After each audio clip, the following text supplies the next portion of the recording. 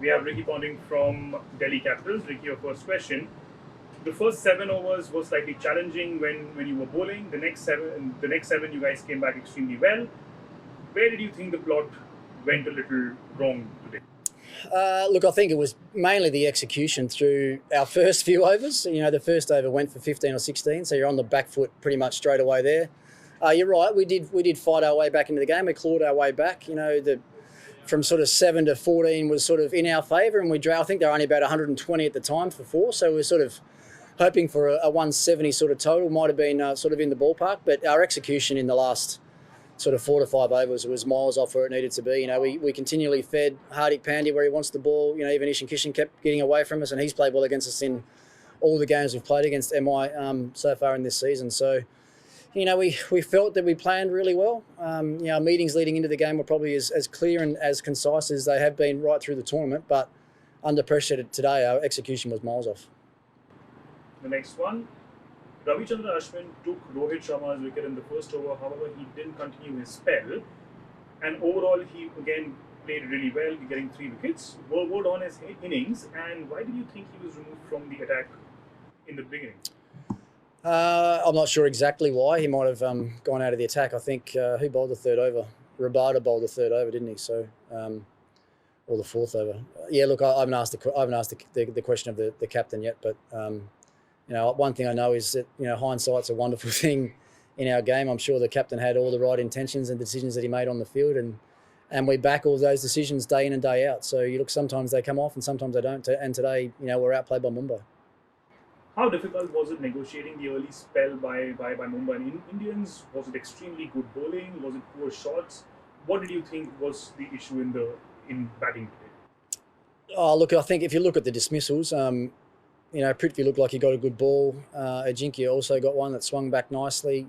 The execution of Bumrah's Yorker to Shikhar was absolutely first class. I mean, you've only got to miss that by a few inches either way, and it's probably a low full toss that goes for 4. But they executed better than us. It's simple as that. I mean, right through the game with all aspects of their game, they were better than us. They outplayed us, and that's 3 wins that they've had over us in the tournament so far. So we've only got a couple of days before we've got our next challenge, and we'll wait and see who our opponent's going to be tomorrow. But look, all of us as a group have got to dig really deep and try and find ways to get better in a short period of time.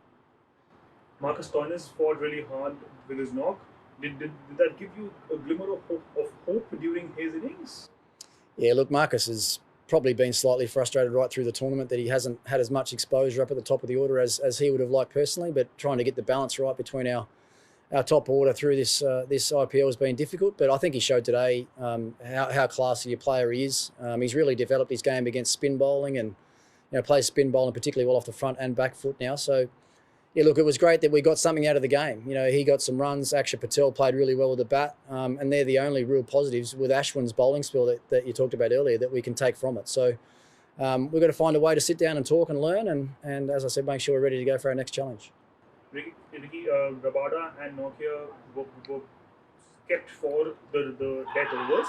However, Kishan and Pandya really used that pace and played it to their strength. What did you think the team could have done different at that point in time?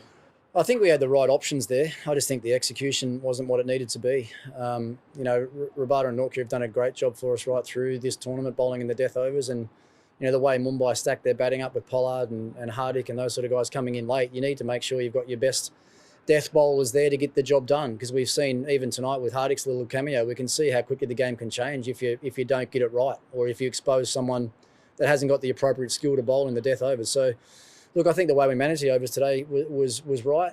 Just the execution let us down.